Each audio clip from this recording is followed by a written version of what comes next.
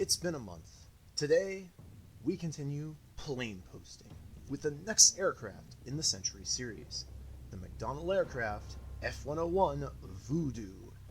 In this video, I'm going to tell you a little bit about the history of the plane, how it was almost referred to as the F-109, how it carried nuclear air-to-air missiles, and how in combat it was never used as a fighter, rather as an observer.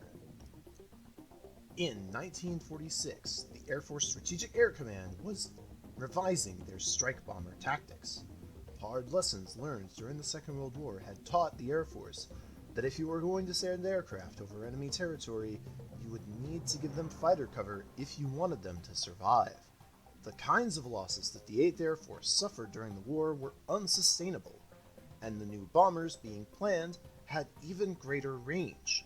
The Air Force asked for a penetration fighter, in that it would punch through opposing air defenses. The XF-88 VOODOO was McDonnell's answer to this specification. It had twin engines. It would be armed with 6 M39 20mm cannons. The first tests proved rather disappointing, until McDonnell engineers added their own afterburners to the J-34-14 jet turbines, improving thrust. The afterburner injects fuel at the end of the combustion cycle, sometimes referred to as wet thrust. This provides not only additional combustion, but also more mass being hurled out of the engine, further improving thrust. This gave the fledgling VOODOO the performance it needed, and it won the design competition, even though McDonnell still felt like the design was underpowered.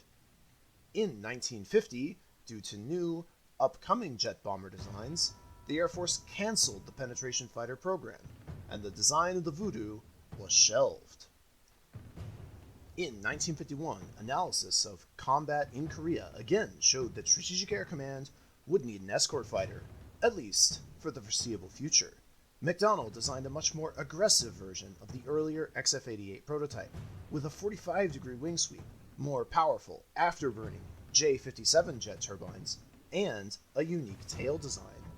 The T-tail was thought to help with maneuverability at transonic speeds and reduce the deadly pitch-up conditions that had plagued Douglas Aircraft's D-558-2 Skyrocket prototype. In late 1952, the mission was changed to Strategic Fighter.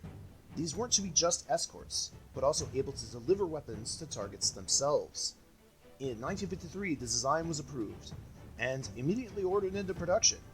There were no prototypes built. This design was to go into the production phase, since there had already been a prototype, that being the XF-88. They carried 4 of the M39 20mm cannons, as well as a number of hardpoints for missiles or bombs, including nuclear bombs. Being equipped with nuclear bombs meant the F-101As were equipped with the Low Altitude Bombing System, or LABS. In other areas of air strategy, the Air Force was continuing to look at the other side of the strategic air equation, air defense. They had hoped that a new supersonic interceptor would be ready for production by 1954. That aircraft was supposed to be the F-102 Delta Dart, but it was looking like the program wouldn't be ready in time. McDonnell replied with an upgrade to the F-101A that would be a significant departure, since it would feature a more advanced radar and more weapons. They proposed the designation F-109. The Air Force, however, already had an experimental project designated F-109, so they told McDonnell it would be designated F-101B. The F-101B had no cannons, and instead relied on a suit of AIM-4 Falcon air-to-air missiles. 2 of them were configured as semi-active radar missiles, and 2 were infrared-guided electro-optical missiles, though 4 missiles wasn't enough to shoot down a whole formation of bombers. So the Air Force assigned another, even crazier weapon to the F-101B.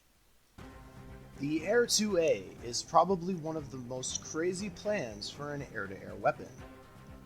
It is very simple in concept.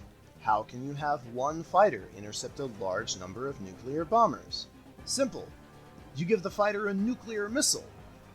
The Air-2A is not a missile per se, it's more like a huge rocket tipped with a relatively small tactical nuclear warhead.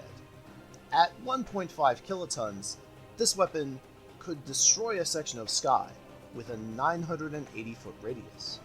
The weapon was only ever fired once, in a test to prove it was safe to use over populated areas.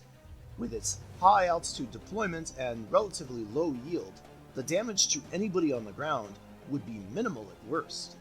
Even radiation wouldn't have been a big concern, since by the time any of the fallout got to the ground, it would be far less radioactive, and the weapon isn't kicking up huge dust clouds of Earth and activating them with X-rays, a big concern with offensive nuclear weapons.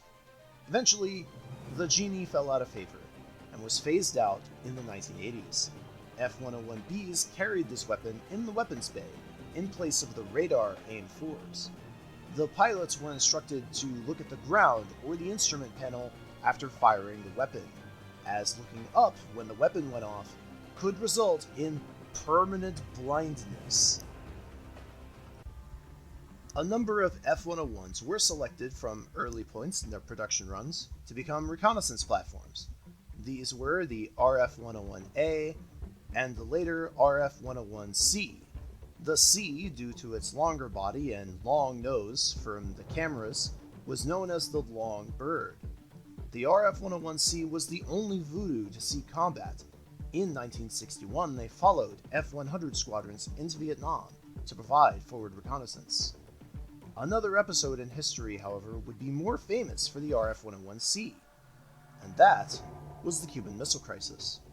In October of 1962, Corona satellite photos showed what looked like Russian compounds on the island of Cuba. Immediately, there were calls for air recon. At first, the RF-101 pilots didn't get too much done. They were flying low over Cuba, sometimes 200 feet.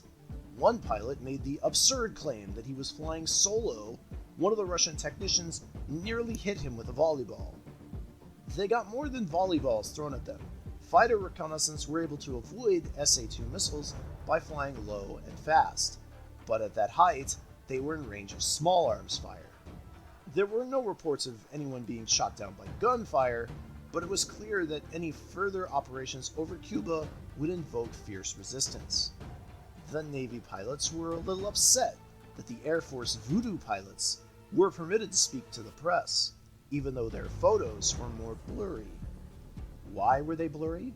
Well, the F-101 used cameras that had to be calibrated to specific altitudes and airspeeds to produce good photos.